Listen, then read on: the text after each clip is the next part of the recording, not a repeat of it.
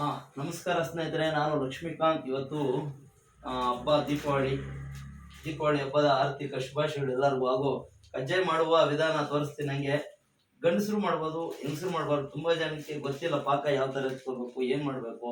ಏನಿಲ್ಲ, ನಾವು ಮುದ್ದೆ ಮಾಡುವ ರೀತಿಯಲ್ಲೇ ನೀರು ಕಾಯಿಸ್ಕೊಂಡು ಬೆಲ್ಲ ಚೆಚ್ಚಿಬಿಟ್ಟು ಅಕ್ಕಿ ಅದನ್ನ ಚೆನ್ನಾಗಿ ಒಂದು ಹದ ಬರೋ ತರ ಥಿಕ್ನೆಸ್ ಬರ್ಬೇಕು ಅಲ್ವರ್ ಕಾಯಿಸ್ಕೊಂಡು ಆಮೇಲೆ ಹಿಟ್ಟು ಹಾಕಿ ನಾವು ಇದು ಮಾಡ್ಕೋಬೇಕು.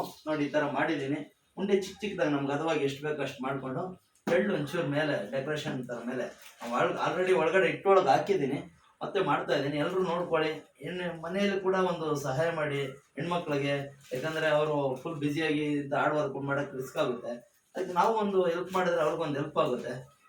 ಹಾಗೂ ದೇವ್ರಿಗೆ ನೋಡಿ ಅಲ್ಲಿ ಸ್ವಲ್ಪ ಇಟ್ಟಿದ್ದೀನಿ, ನಾನು ಮಾಡಿರುವಂಥ ಕಜ್ಜಾಯ ಮೊದಲೇ ಅಲ್ಲಿ ಕೆಳಗಡೆ ತೋರ್ಸಂಗೆ ದೇವ್ರದ್ದು ನೋಡಲ್ಲಿ ಇಟ್ಟಿದ್ದೀನಿ ಕಜ್ಜಾಯ.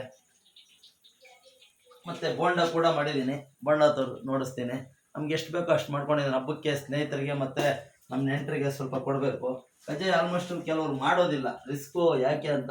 ರಿಸ್ಕ್ ಏನಿಲ್ಲ, ಮಾಡಿದ್ರೆ ಈಸಿನೇ. ನೋಡಿ, ಈ ರೀತಿ ಎಣ್ಣೆ ಸ್ವಲ್ಪ ಕೈಯಾಗ ಹಾಕ್ಕೊಳ್ಳಿ, ಅಂಟಲ್ಲ. ಈ ರೀತಿ ನಾವು ಒಂದು ಪೇಪರ್ ಇಟ್ಕೊಂಡು ಕವರ್ ಎಷ್ಟು ಅಗಲ ಬೇಕೋ ಅಷ್ಟು ಅಗಲ ನಾವು ಮಾಡ್ಕೋಬೋದು. ದೊಡ್ಡದು ಬೇಕಾ ದೊಡ್ಡ ಉಂಡೆ ಮಾಡಿಕೊಂಡು ದೊಡ್ಡ ಕಜ್ಜಾಯ ಮಾಡ್ಬೋದು. ನೋಡಿ, ಇಷ್ಟೇ ವಿಧಾನ. ಇಲ್ಲಿ ನೋಡಿಸು ಬೈಲಿ, ನೋಡಿ ಇಷ್ಟೇ. ಹಿಂಗೆ ಎತ್ಕೊಂಡು ಹಿಂಗೆ ಬಿಡಿ ಅಷ್ಟೇ, ಇನ್ನೇನು ದೊಡ್ಡ ವಿಚಾರ ಇಲ್ಲ. ಹಂಗೂ ಬರೋಕ್ಕಾಗಿಲ್ಲ ನಿಮ್ಗೆ ಅಂದರೆ ಹಿಂಗೆ ಎತ್ಕೊಳ್ಳಿ. ಹಿಂಗೆ ಇಲ್ಲಿ ಹಾಕಿರ್ತೀವಿ, ಇಲ್ಲಿ ತೋರಿಸ್ತೀನಿ ನಮ್ಮ ಕಡೆ. ಆ ರೀತಿನೂ ಮಾಡ್ಕೋಬೋದು.